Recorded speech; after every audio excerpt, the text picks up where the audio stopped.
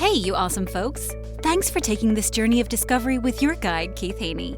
You're listening to the Becoming Bridge Builders podcast, your favorite podcast for everything from racial reconciliation to education innovation, justice reform, and leading change in the 21st century.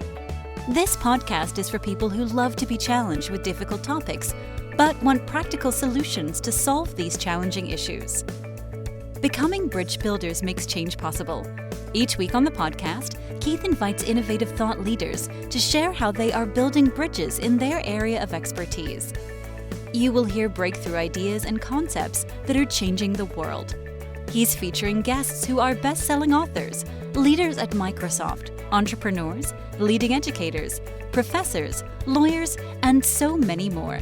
Listen in to learn how you can be the bridge to the change you are seeking.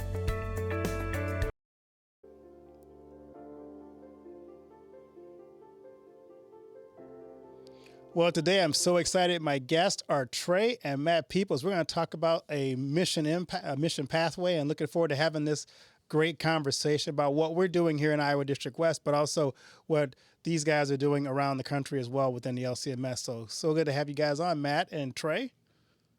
It's great to be here. Oh, thanks for having us.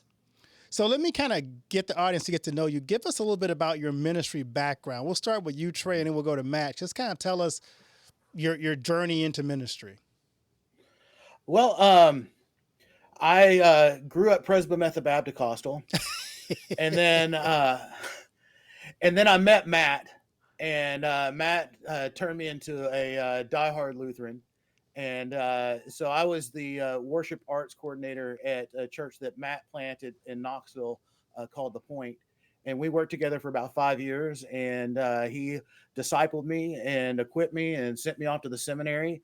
And then after seminary, I ended up in the Houston area and got involved in church planting.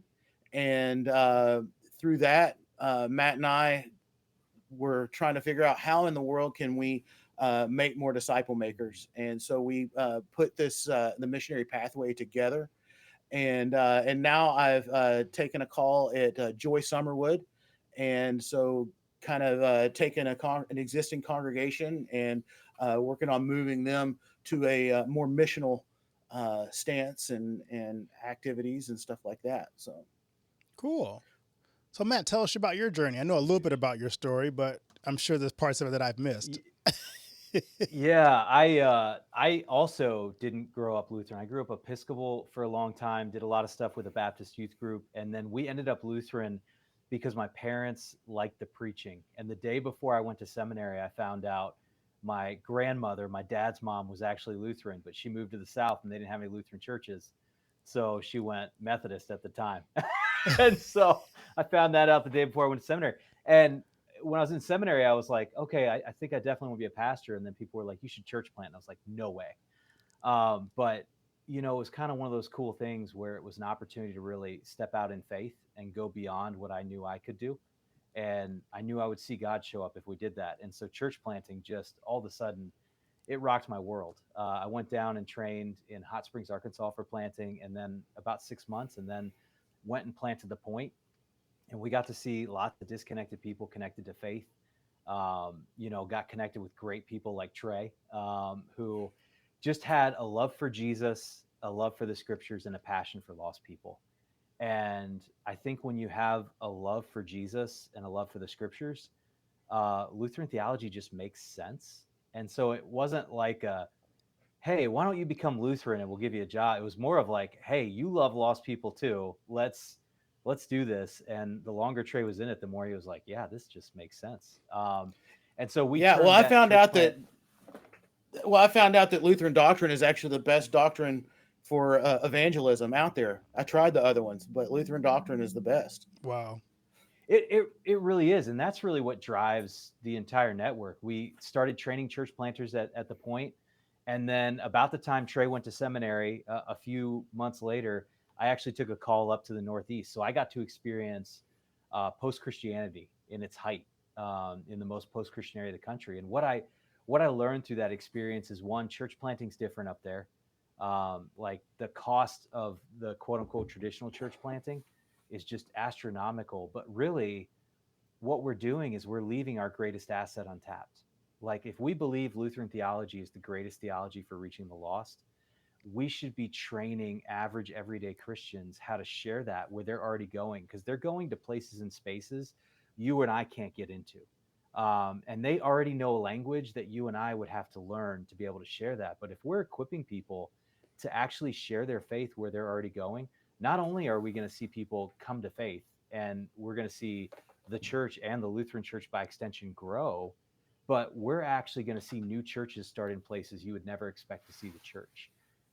And most people want to share their faith, but statistically, Lifeway did some great research, and they found out 7 out of 10 Christians have just not been trained in any method of sharing their faith whatsoever. So we'll look at them and say, hey, share your faith. And they're like, we would love to. How do we do that? And so enter the missionary pathway. It was a way for Trey and I to raise up everyday Christians on mission, to train them the way you would train a church planter, but on a much simpler level, and basically make disciple makers who would, by extension, plant the church in the gospel. It's funny you guys mentioned that, because when I was in a parish in Detroit and also in Milwaukee, that was a big passion of mine, because I wanted my people, because I always told them I could only trust people that my arms extend to. But if you guys put your arms out, there's so many more touch points that you guys can reach that I can never get into. And there's suspicion about me sharing the gospel, because people think outside the church that I'm paid to do this. You know, you guys are doing it because you actually care about it. Yeah, when I meet someone who's disconnected from Christ, for them to find out that I'm a pastor, that's the last thing I want them to find out, because it changes the conversation. They either run for the hills or they start speaking King James English. You know, oh brother, thou art. And so it's. I just like to build relationships with them first, and then they're like, oh wait, you're a pastor? Oh, okay. But I think that the everyday average ordinary believer actually has an advantage when it comes to discipling and evangelism that pastors don't have. So before we get deeper, I want to... Oh, go ahead, Matt. I was going to say, statistically, we share this a lot, but the reality is, and you learn this in the post-Christian world, but it's happening more and more, like when you read the book, The Great Dechurching, but like people just aren't showing up to the local church anymore. In fact, even Christians aren't showing up to the local church anymore. And that's obviously another topic for another time. But, the interesting thing is, we think that correlates to people not being interested in Jesus. But Barna did some amazing research where they found out from Gen Z all the way up to boomers, there is a really high curiosity and desire to connect with God and grow spiritually. And so the issue is, we just need to figure out how to leave the church and share that where people are going, instead of saying, if you darken the doors of my church, then I'll share Jesus with you. But till then, I'm just going to keep it as a really great secret. And that's a good point. I just did a series on those who left the church, and asked the question, what led to you leaving the church? And for those who came back, it was an interesting analogy or observation. One was, a lot of times they went to church seeking, like you talked about, relationships. They came seeking authentic Christians who could share their journey with them, because they were struggling in the world. And when they saw Christians who said, well, I never had those problems growing up. I'm like, and I go back and I kind of unpack for Christians. You never grew up in a time where gas was really high, where inflation was really bad, where the society seemed like it was morally falling apart. You didn't have any of those experiences that you can share. Yeah, we did have that, but guess what? We knew that God was there. And when you break it down and start thinking about it, so, you think about the Carter administration, and it was some of the same things we're having now, some of the same problems, some of the same tension, some of the same unrest in the world. Can you relate that to someone who's also seeking answers in this world? Because they look for authentic Christians who actually have struggled, but somehow came out the other side, and tell them how that happened for you and where you found strength. That's what they're really looking for. And they don't find that, they go, well, this is not the place for me, because everybody here is perfect. Mm-hmm. Yeah. Or they're not dealing with the issues I'm dealing with. Right. It just cracks me up. Before we dive in too far, I think we should kind of define a term that I think we're going to talk about a lot in this podcast, but it's one term that I think the church really struggles to wrap their mind around. Can you guys tell me how you have come up with the definition of discipleship? Yeah. Yeah. So I think before we define discipleship, we have to define what a disciple is. Mm. And I like to go to when Jesus called the first disciples. He saw Peter and John out on the out fishing, and and they had a miraculous catch. But he said, "Follow me, and I will make you to become fishers of people."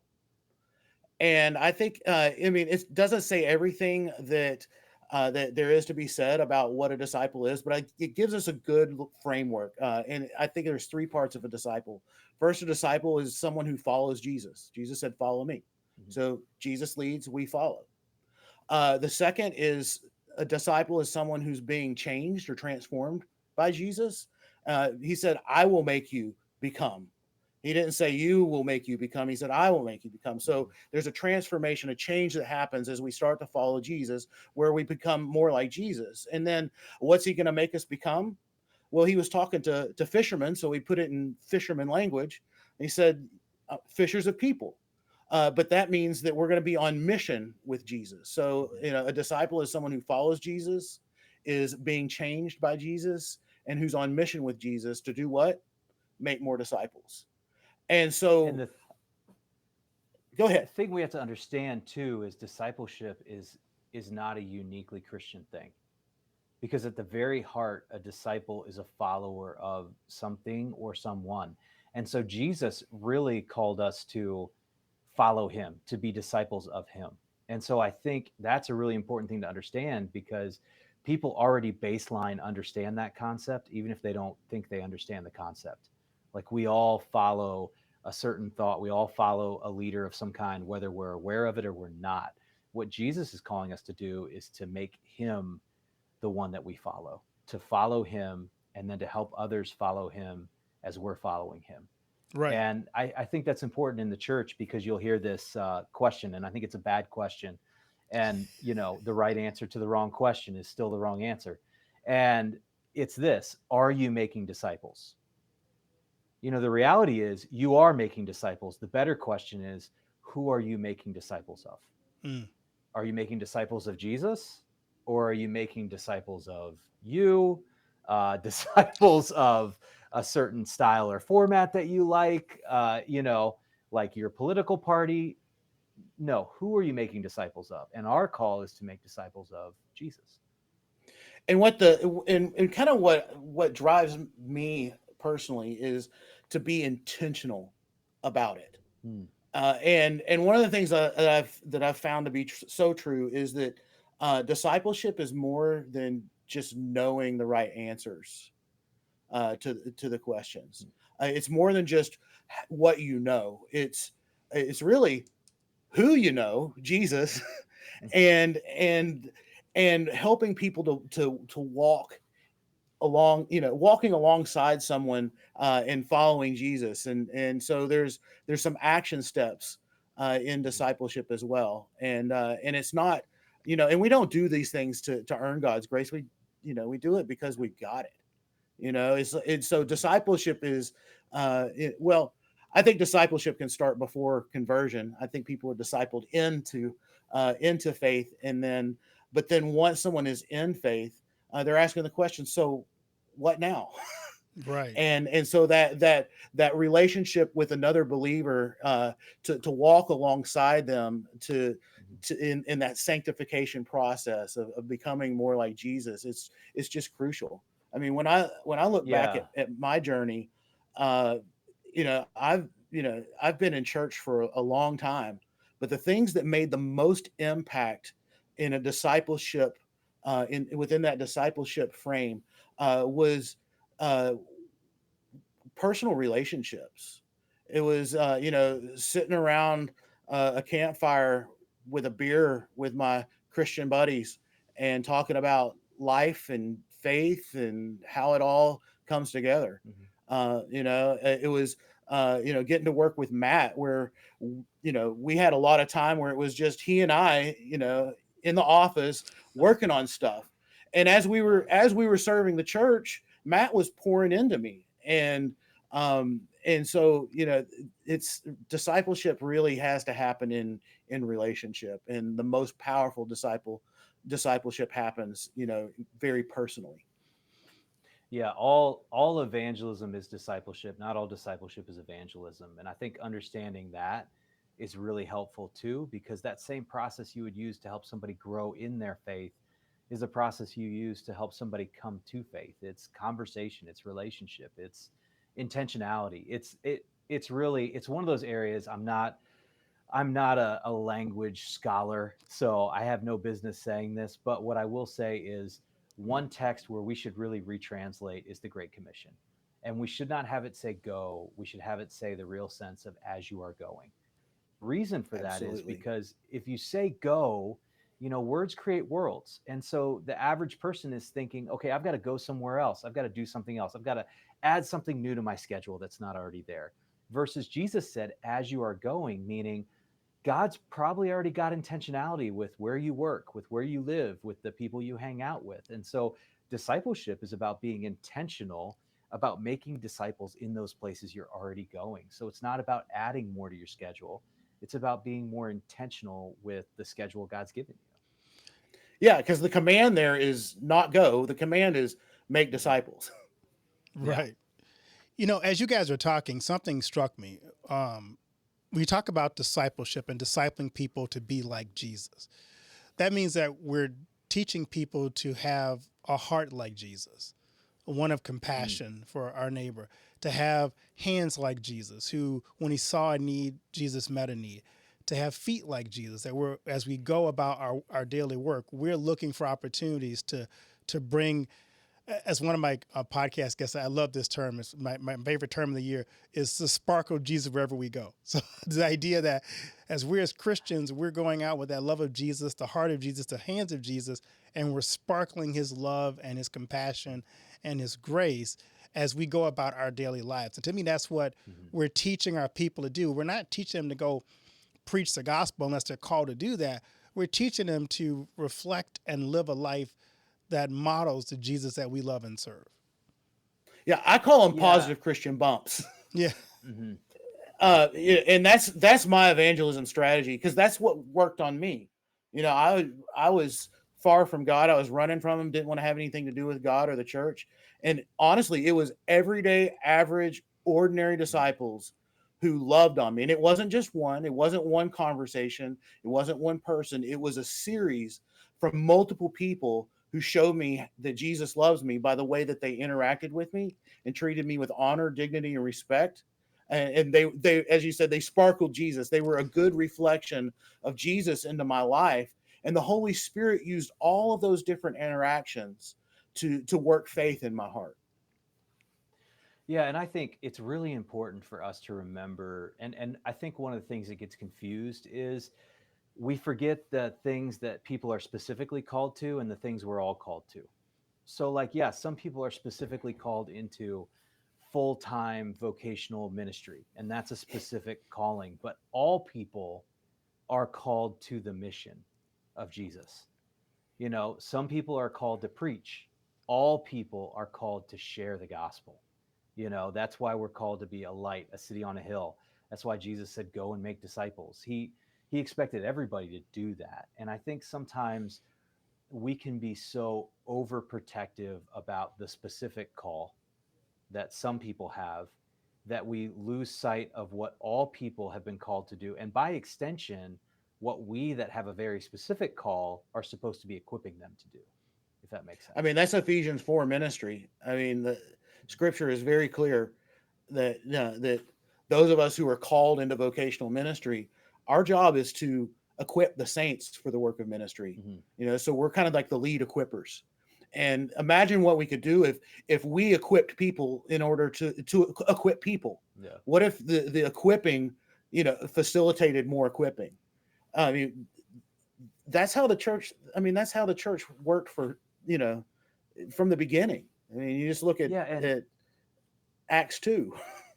Right. Yeah, and when we do that, we're in line with scripture, because the reality is we forget that when you read scripture, the missionaries are always the one that already have the gospel, and they're sent out to people that don't have the gospel. The problem is our 20th century, it's really a 20th century strategy for evangelizing, is creating the lost person as the missionary. So the lost person's the one that's expected to walk through our doors at church. The lost person's the one that's expected to learn the language, the culture, and the context of church in order to hear the gospel. And the reality is, it's our job to go out into the community, to learn the language, to learn the context, to be able to share the gospel. So really the question is, who is the missionary? And are we equipping our people to be the missionaries, or are we asking them to invite lost people to be the missionary in our church? And then the other part of the problem is we want the newly converted person to go get their lost friend to bring them to do the same thing again. You know, Yeah. that's the other And part we of the play. also want them to act like they were in church their whole life. Right. So like, I'll never forget when we first planted the point, and our attendance was like this big roller coaster, right?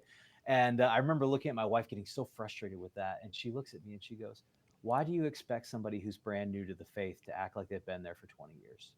And I was like, oh, yeah, that makes sense.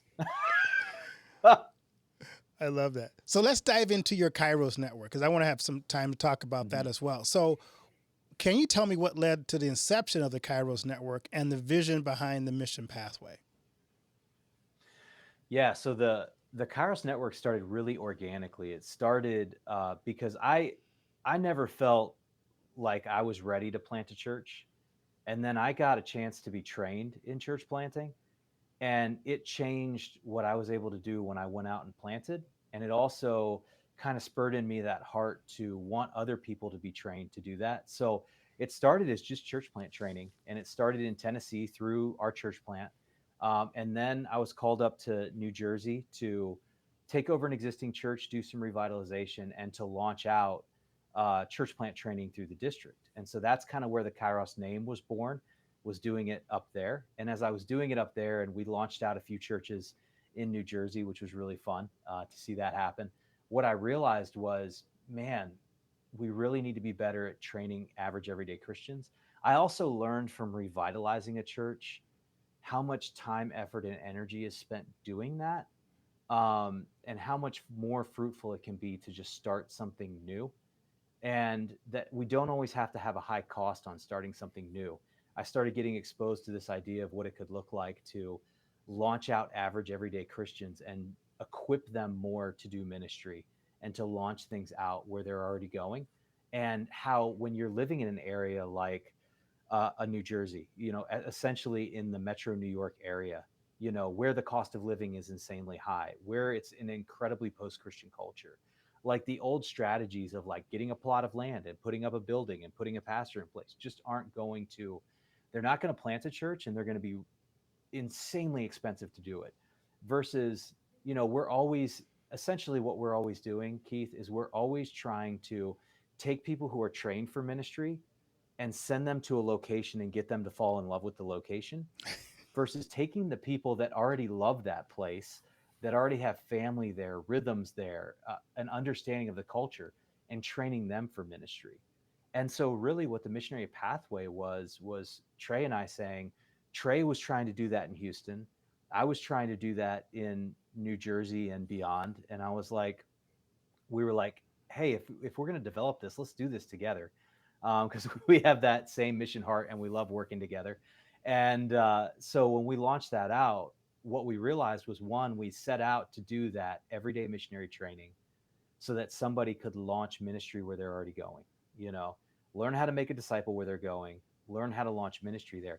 What we also accidentally did was we accidentally solved one of the biggest problems in church planting, which is usually there's a church planter that's trained in contextualization and sharing the gospel and learning a community and creating word sacrament ministry for that place.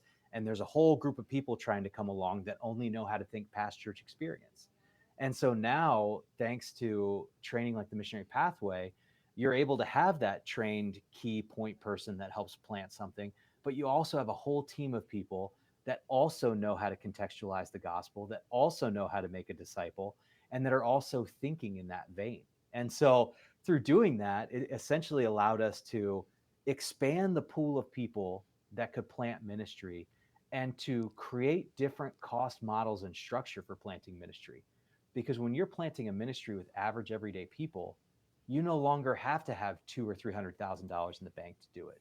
You can start with $0 and somebody's passion and where they're already going. And you can essentially plant more things and see what really starts to grow and mature. You talk about church planting. I, being in a district position, every time I mention church planting, I always have people who say, why plant new churches? We already have existing ones. Just fix those. Don't go and plant new things. So here's why. Go ahead. Here's why. So, I didn't make this up. I got this from Pastor Joe Sullivan at New Beginnings in Pacific, Missouri. But he said, different churches reach different people. More churches reach more people, and new churches reach new people. And so, and it's true. I mean, if you look at the data backs it up. New churches, they reach new people. More churches reach more people. Different churches reach different people. If you look at the percentage of people who are disconnected from the church in any community, we cannot plant enough churches fast enough to reach that many people. I mean, it's you don't have to worry about losing people. There's plenty of lost people that are already lost out there, and so why not create more Christ-centered communities that look a little bit different from one another, that reach people that are wired a little bit different. It just, to me, it's a no-brainer.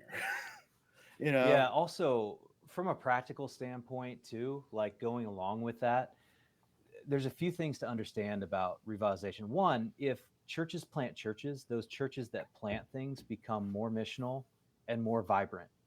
The other thing is revitalization as a concept, it has a really low success rate.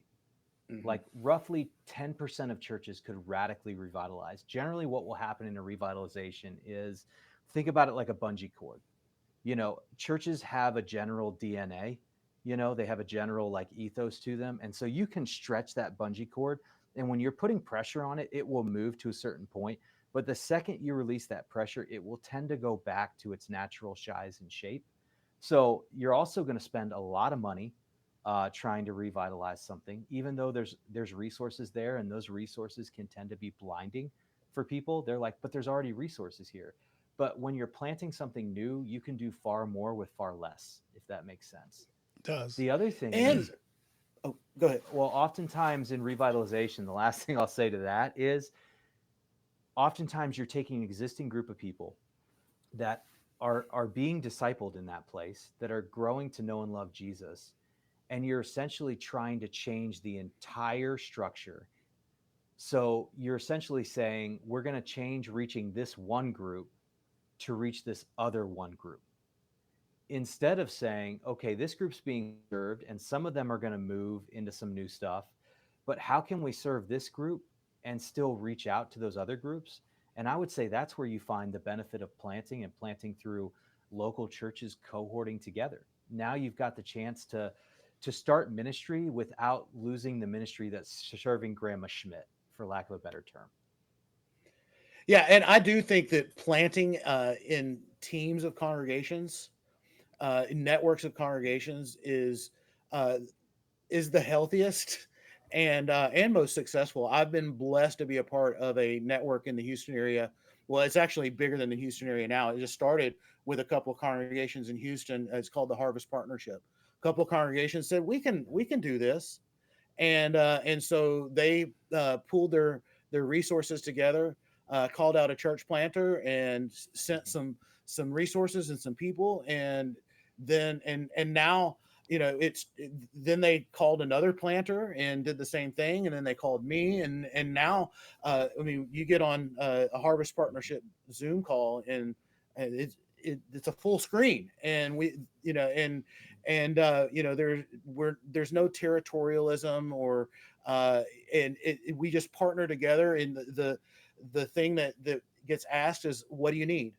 And chances are that somebody else sitting at that table is going to have what you need, and we just we share resources. We call them the five capitals, and not only that, but the community and camaraderie that we have, and just the uh, relational support that we have as pastors and church workers. It's like what circuits are supposed to be. It's really healthy, and we actually genuinely enjoy each other's company. But man, there are so many different mission starts that are happening out of it, that working together, it mitigates the risk. So it's not like one congregation has to fit the whole bill. Some congregations, they have financial capital. Others have relational capital, or they have people, or they have space. And when you put it all together, the Lord uses it and does amazing stuff with it. So I really recommend networking when it comes to church planting. That's so cool. I've always wanted a church plant, but I always ended up at established congregations that were what I call transitional heavy lifts. And what I discovered was leading existing congregations was like trying to steer the Titanic. It took us so long to avoid the iceberg, whereas the mission church was like a speedboat, and they could more easily navigate because they didn't have as many structures and as many rules and regulations that have been established over time. And I also discovered with new church plants that someone used an example of a Lego. Lego has maybe 9 pegs in it or 6 pegs in it. If you're an established church and you're a 6-peg Lego, all of your pegs are completely full with relationships. When you go to a new church plant, they may only have 4 pegs that are full. So there is space for new people in newer churches versus old established churches. Mm-hmm. So when new people come in, they're more likely to find people that are unconnected but a part of that church than they would in an established church. Well, and with an established church, one of the best ways to revitalize is to plant, or participate in it, especially with a network, because now you're looking outward, and you're having a baby. And just think about, in human relationships, when a couple has a child, all of a sudden all their priorities change. What used to be about us is now all about that baby. Right. And in congregations that I've been a part of, that have planted, or in that I've also interacted with, the people at those congregations start saying, "Wait, if they can do it, we can do it too." You find that they start getting more missional, and when you do that, it's really, really important to, instead of having a losing mentality, like we just lost people to this church plant, to have a sending mentality. We are sending them, because you celebrate the sending, you mourn the losing, but planting and participating in a mission like that, it really does help the church that needs to, that kickstart again. When Matt and I were out at the Point, there were a ton of people that would go to the early service at our sending congregation at Grace, and then they would come over to check on their child, and come over to the Point. And so they were kind of like dual citizens, Right. And it was just a really neat and awesome, healthy relationship. Yeah, and I think that's, what it does, 2 things. One, it creates a better kingdom mentality. I think it's sad when we live in a world where Starbucks has a better kingdom mentality than the local church. Like, Starbucks does not care if I go to the Starbucks down the street, because they know at the end of the day, all that money's going to Starbucks and it's supporting Starbucks. We in the local church get mad, even though we should have a kingdom theology, especially as Lutherans, right? We believe in the visible and the invisible church, and there's one invisible church that Jesus is the head over. So if we're planting 3 or 4 churches and a few people go to a different church, well, hey, that's okay, because they're still in the kingdom of God. And if we really believe in our word sacrament theology, that it really is the best theology, then if it's the best, we should be doing everything we can to get it out there, versus allowing, things that we would feel are not as high a caliber of theology from human standpoints to be the ones that are the best at planting. Like, if we have the best theology, we should be the best at planting. The other thing is, it creates a really intentional modalic and sodalic relationship. So modalic organizations, like established churches, they tend to be bigger, they tend to have more resources, more established, and so they've got benefits to that. But like Keith, like you were saying, trying to turn something like that doesn't spin on a dime. It's like turning the Titanic.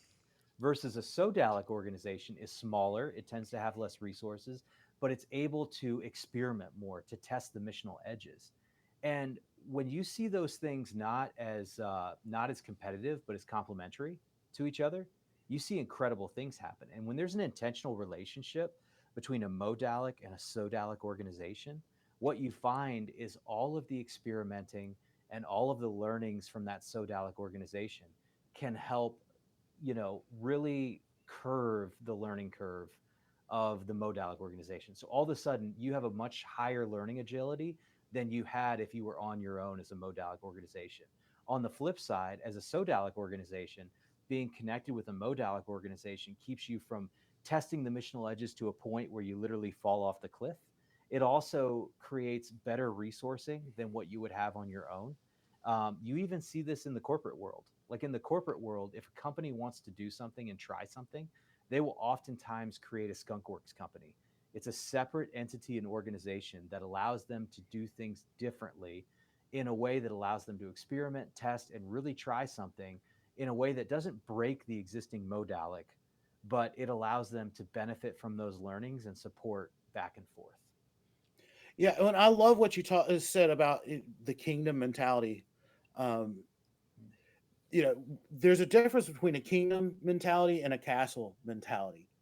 And Mm. and once again, words create worlds. And I think that the way that we've used the word church has created a world that is not what Christ intended for his church. Because we call it, so I'm at Joy Lutheran Church, you're at this Lutheran church, somebody's at that Lutheran church, you've got your church, my church, this church, that church, but we're really congregations. There's only one church, and it's Christ Church, and we're just different expressions of it, different parts of the body. But because we have used the word church in that way, we have separated and become these little castles instead of being full participants in the kingdom. I love that. Let's get into some specifics of the mission pathway training. So, what are your core principles that you would say? Yeah, core principles are solidly Lutheran theology. One, we're Christ-centered, gospel-centered, centered in word and sacrament understanding, centered in a Lutheran framework for reading the scriptures. And then also, it's very much an understanding of a training that's less focused on, here are the nuts and bolts of how you do something, and first and foremost focuses people on their connection with Jesus. So when you do the missionary pathway, you'll open with a session where we talk about our operating system of church, meaning what's our understanding of how mission in the church works? Because for most people, that's not something they're aware of. And they're making decisions and they're trying to do mission, not understanding what's driving that under the surface. And so we'll help them understand that. But then after that, we move into sessions where we dig into prayer and fasting, where we dig into 2 sessions on the gospel. One where we just get people experiencing the gospel, because to be honest, oftentimes as Lutherans, we're taught to share the gospel, but we forget that we're supposed to experience that as well. So like, we look at what the gospel is, it's simple, but it's not simplistic. And then we move into contextualizing the gospel. What aspects of the gospel do we lead with? We forget also that the gospel has more than just the forensic model of justification, right? The gospel is so much bigger than that. And different communities need to lead, you need to lead with different aspects of the gospel. So we cover all of that in the first 5 sessions before we even hit engaging and starting to do some of those practical missional things. And when we start there, we really start with listening to the community, because what we found is if you start with engaging, most people won't listen.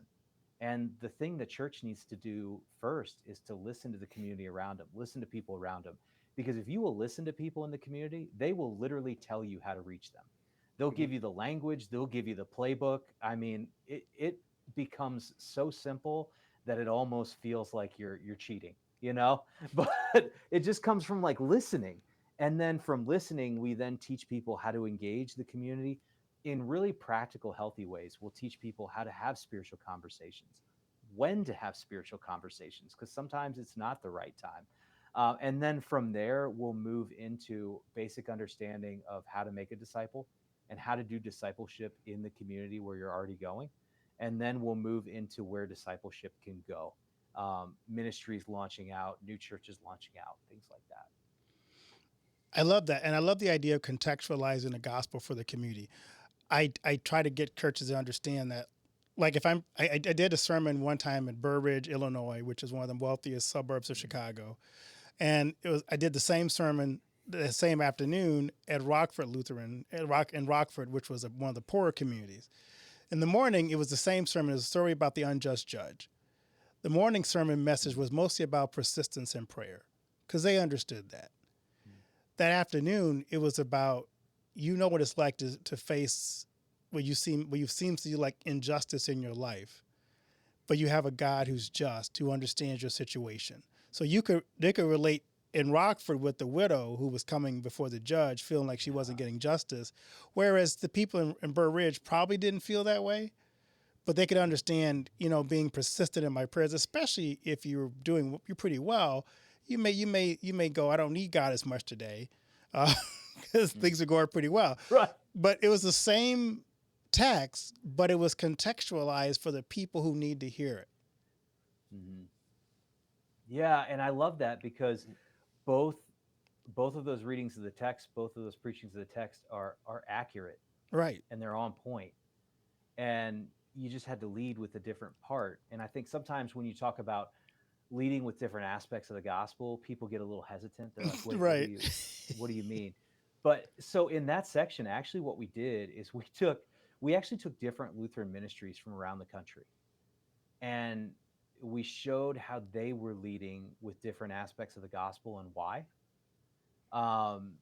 And that really helps people kind of open their eyes to, oh, this is what that looks like. And this is what it means to be Lutheran. I think we have the greatest gift in Lutheran theology ever that we don't choose to lean into. And that's that our confessions say that worship is boiled down to word and sacrament. That is the most contextualizable bucket you could possibly have. There's no dictated specific worship style. There's no dictated specific language that we have to preach the gospel in. There's no specific liturgical format that it has to happen in.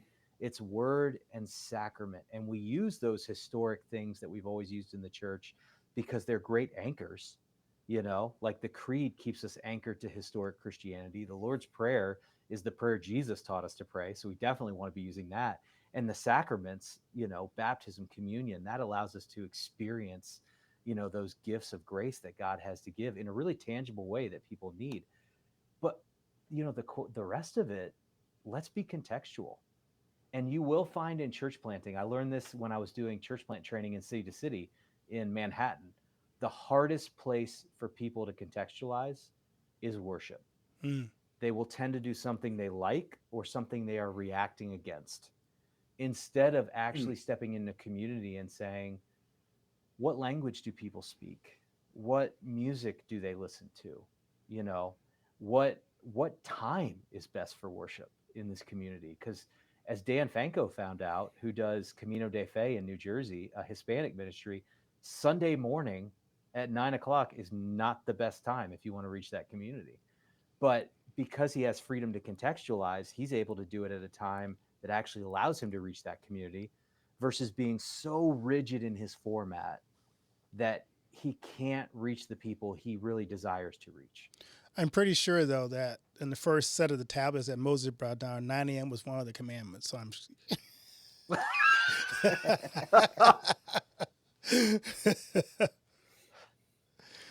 I'm curious too. How do you guys adapt what you're doing in Mission Pathway to the challenges of sharing our faith in this fast and ever pace changing world? Because it's just things are constantly evolving and moving, and language is shifting. So how do you help address that challenge with Mission Pathway? Well, that's where listening to your community really Mhm. makes a difference. And we say listen, listen, listen. Listen more than you talk. Listen to learn, not to respond, and listen to show people that you care. And as you're listening, you go through a process, kind of like Paul did at the Areopagus, where you look at this culture and you say, what's good in this culture? What's bad in this culture? And what's redeemable? And when you take the time to kind of assess that, because Paul used the Greek poets, as his proof text for there being one God, and so when you do that, it helps you to speak in the language that people can hear, because communication takes both a transmitter and a receiver. And if the transmitter and the receiver are on different frequencies, they're not going to communicate with each other. You're not going to pick up 89.3 when you're dialed into 100.5 on the FM station. It's not going to work. I mean, that, you know, 89.3 is still transmitting, but you're not going to receive it. And so it's figuring out how to get on the same frequency.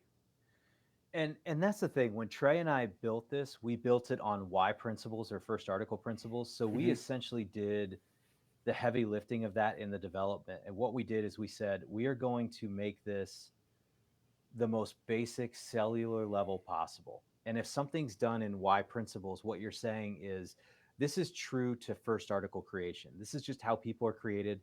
This is true in how communities operate, relationships operate, and the basic mandates that Jesus gave, right? And so we took that and we created the pathway built on that, so that basically you're learning the tools and you become the contextual expert. And what we've learned is I've used this with all groups of lay people, all groups of pastors. I've used it with pastors that lead really small churches that are on a shoestring budget. I've led it with planters, and I've led it with pastors that have big staffs, and I've led their entire staff through it. And what I found is I've never had to change the pathway.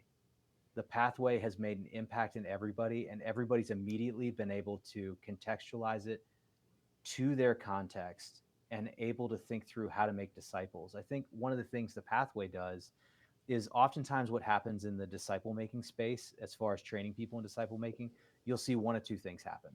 You'll see either somebody say, we're going to completely customize this.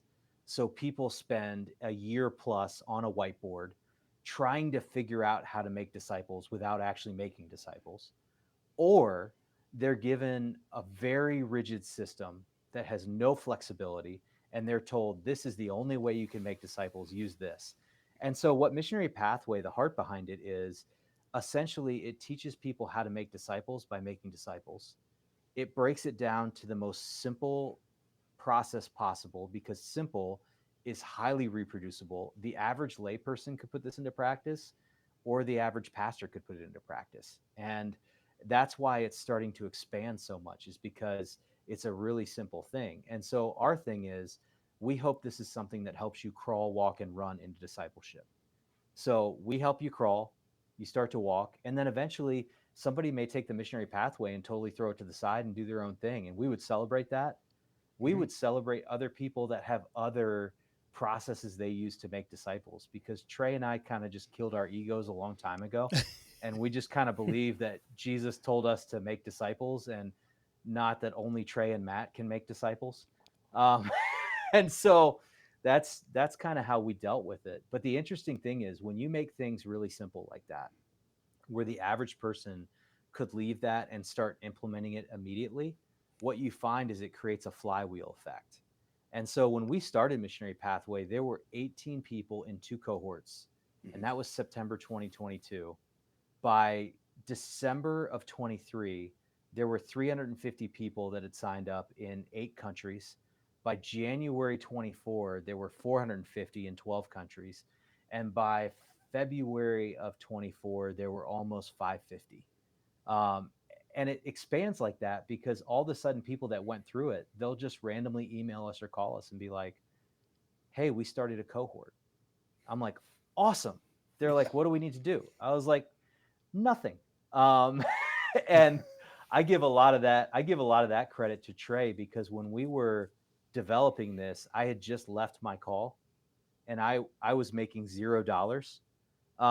And so when we were developing this thing, I was like, hey, then maybe we could sell this and maybe I would not be making $0 anymore. And as we were developing it, Trey goes, we should really make sure this thing's free so that we don't create a lid on discipleship. And I was like, shoot, Trey, you're right. We should. so like as a network, we're able to exist because we have awesome partnerships like the Iowa West, and we only charge people when we get involved. So if we're going to train cohorts of leaders or we're going to help develop strategy, then we'll charge. But the actual platform, we want people to walk through that and redeploy it. And I want the church that's got 20 people that's barely hanging on to not have a lid on discipleship. And I want the church that's got 1,000 in worship to not be thinking, okay, well, if we take 100 of our leaders through this, how much is this going to cost? And how much do we have to budget for? It's going to cost you your time. That's what it's going to take. And that was Trey and I's commitment from the beginning. So talk about the importance or the role that trainers play in the cohorts. Yeah.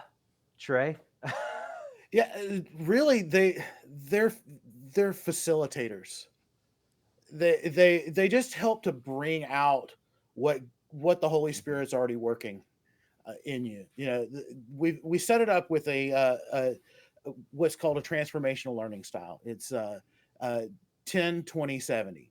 So 10% is book learning. You know, it's knowledge based, and that's all on the platform. And you do that before you get into your cohort in your meeting. And then the next 20% is meeting with with a group of people and with a trainer, a facilitator, and you're processing that what you've learned, and you're contextualizing it, and you're wrestling with it, and on top of that, it models what making disciples looks like, because it really is. It's based on relational discipleship. If you take the process of the missionary pathway, and instead of it being, going through the missionary pathway stuff, and you put the Bible in there, you can make disciples all day long. I mean, that's what it's designed for. And then the other 70% is actually doing it. Because one of the things that I got tired of is, I can't tell you how many times I've been involved in, okay, we're going to do a 10-week intensive book study on reading the book, How to Make Disciples. And, you get a group of people together and you go through the book, How to Make Disciples. And at the end of the 10 weeks, you're like patting yourself on the back. Great job, everybody. We got through that book. What's the next book study? And you never get around to actually making a disciple. And what the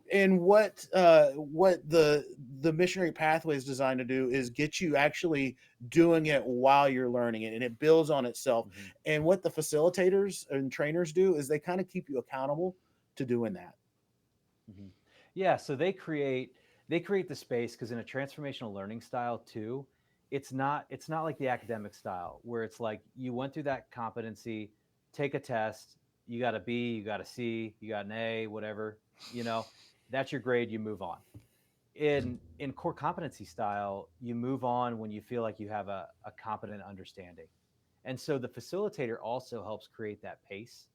They're also somebody that's experienced it. So whether it's they've been through it and they're starting to live that out, or they've spent a lifetime doing this, they bring a certain level of experience. And so that experience brings their stories, the experience they have from other stories.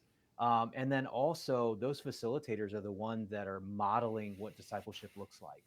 So like Trey's saying, that 20% time is so important, because in that, that's actually where somebody's experiencing what it could look like to be discipled. And so those trainers have experienced that. And then also we take another layer. Anytime somebody goes through the pathway, we give them the opportunity to become a certified trainer. So we send them some more course, some more resources, and then we do a monthly meetup with any trainer that wants to jump on, anybody that's training people through. And we just collaboratively discuss together different topics, like what people are seeing. We'll dig into things like, how do you ask good questions? How do you launch groups? We'll let the trainers learn from each other. And so we've also got a system in place where people that are facilitating are also continuing to be equipped. And that models for people what I like to call the chain of discipleship, which is sometimes we're afraid to disciple because we're like, well, what if I don't know something? Well, in a discipling relationship, it becomes very organic because you're in relationship with somebody you're discipling. You're probably also in relationship with somebody who's been discipling you. And so when you come up against those questions you don't know, you pick up the phone and you call that person you're in relationship with. And now you've got another person there that's helping you discern the spirit and what it is, historic Christianity has said and how you can navigate that. And I think that's huge. And sometimes that scares Lutherans, right? We're like, but we need more command and control, right? I think what we need to do is just remember that most heresy historically has come from the top down and not the bottom up.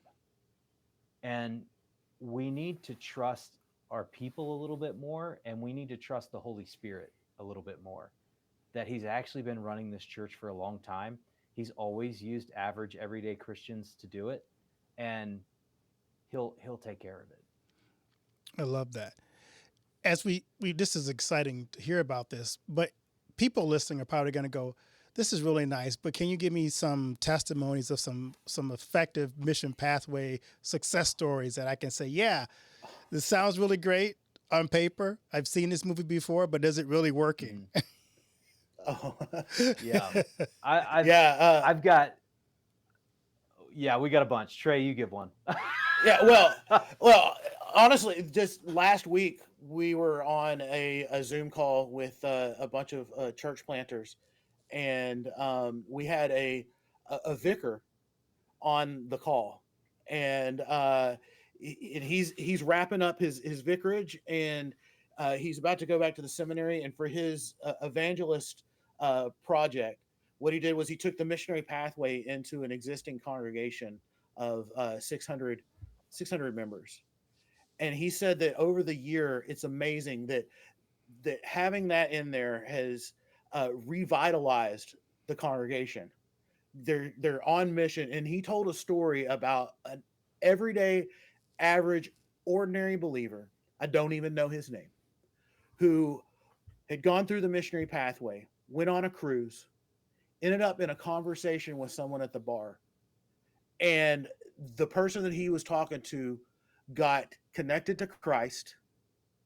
He's helping them find a congregation where they live, and his friend was sitting next to him, who is also disconnected from the church. He watched the whole thing happen and said, man, can you get me connected?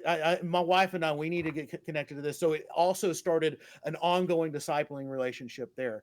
And he went back to this vicar and said, man, if I hadn't have gone through the missionary pathway, I would not have known how to have those spiritual conversations.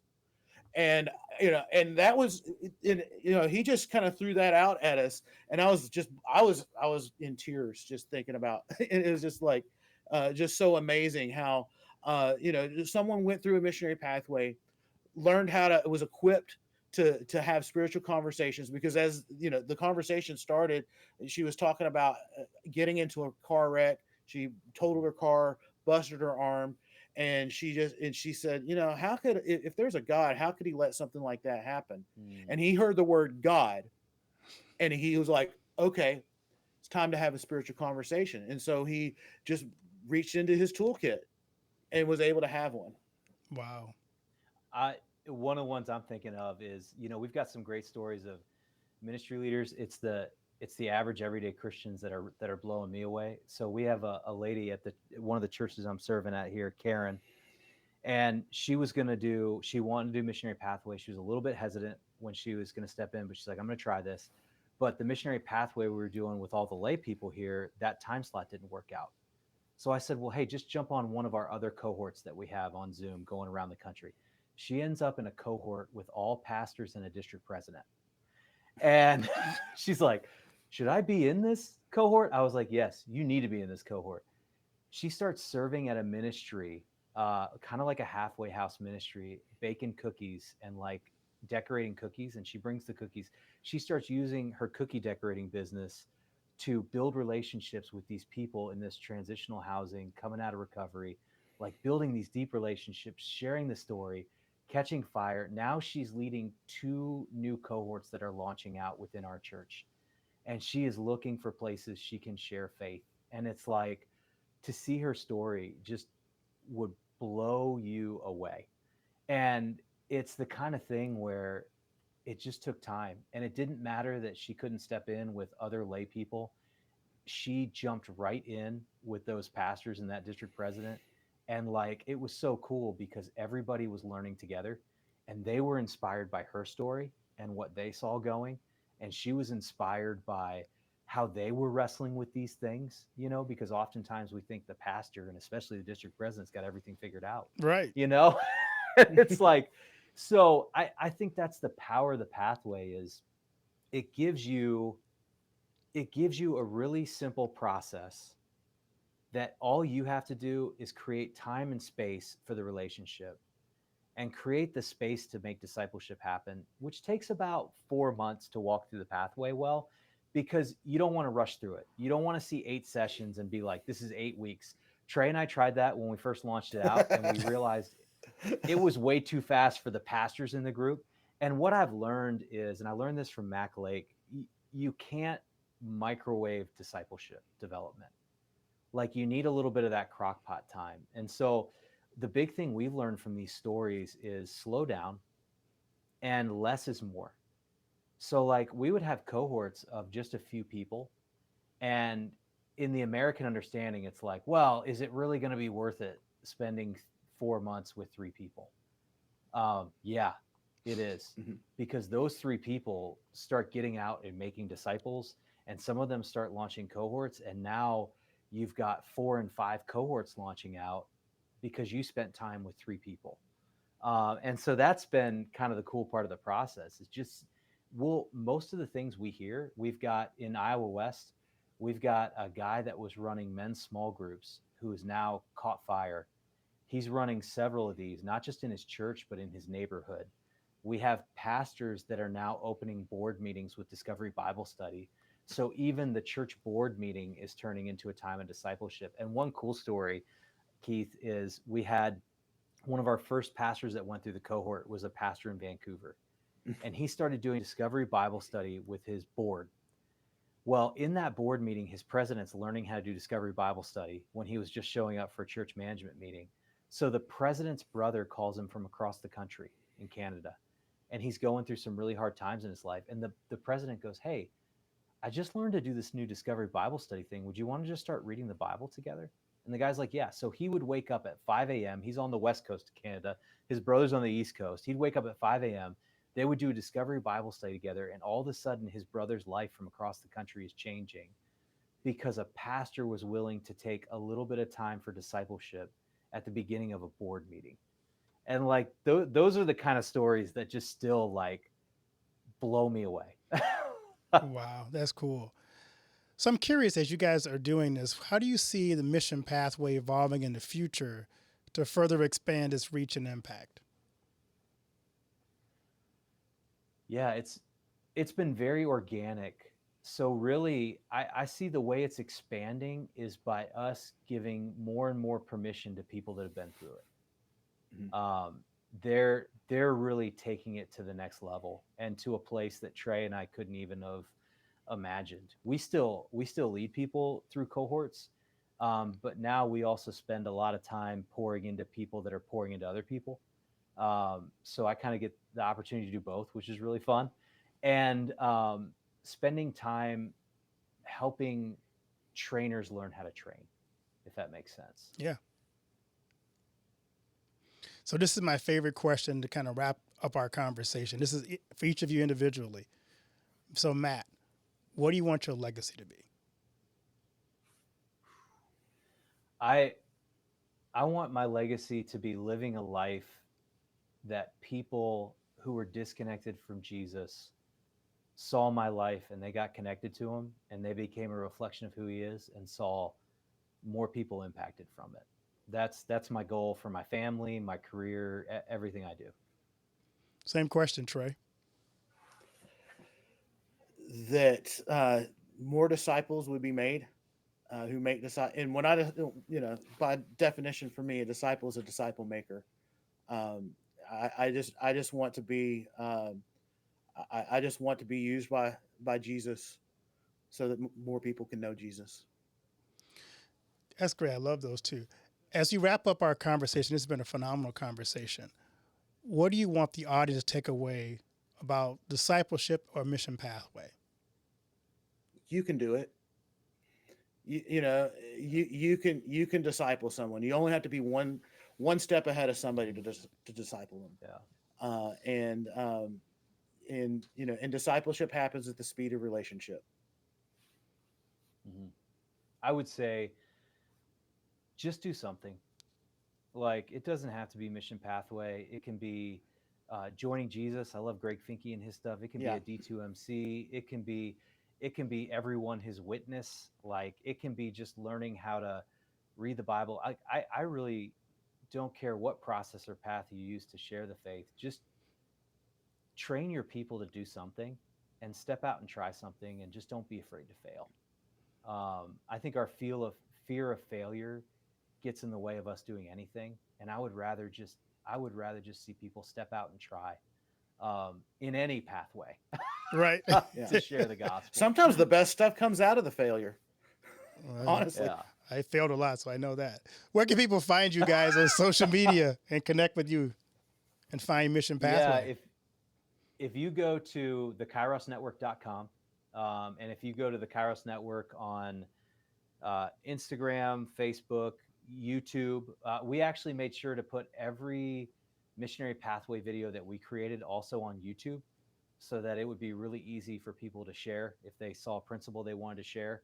So those are some of the easiest places to find us. And then we have contact forms on there if you want to reach out to us and connect. And you can also go to missionarypathway.org and get directly to the Missionary Pathway training platform itself.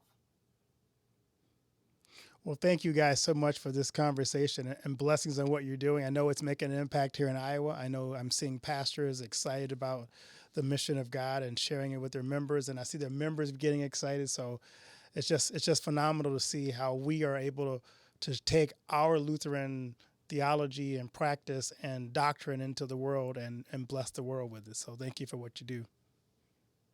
Oh, Keith, thanks for having us and letting us share the story, man.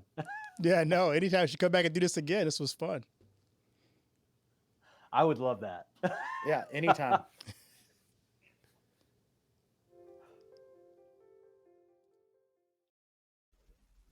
Do you know that most entrepreneurs hit a revenue ceiling and have no idea why? They're working harder, spending more money, running more ads, but revenue stays flat. My friend Dr. Noah St. John calls this the invisible break. He's giving our listeners a free revenue ceiling audit to help you see what's really holding you back. You'll get a free 30-day membership to Noah Bot, giving you access to Dr. Noah's 30 years of experience to help you reach your next level. But hurry, because there's only 50 available this month. So if you're tired of being stuck at the same revenue level and want to finally break through, get your free revenue ceiling audit at drnoahvault.com in the affiliate link that'll be listed in the show notes. Thanks for listening to Becoming Bridge Builder. If you enjoyed this episode and want to help support the podcast, please subscribe and share it with others. Post about it on social media or leave a rating and review. To catch all the latest from me, you can follow me on Instagram at @BKeithHaney and on Getter and Twitter @RevHeadpin. Thanks again, and tune in next time.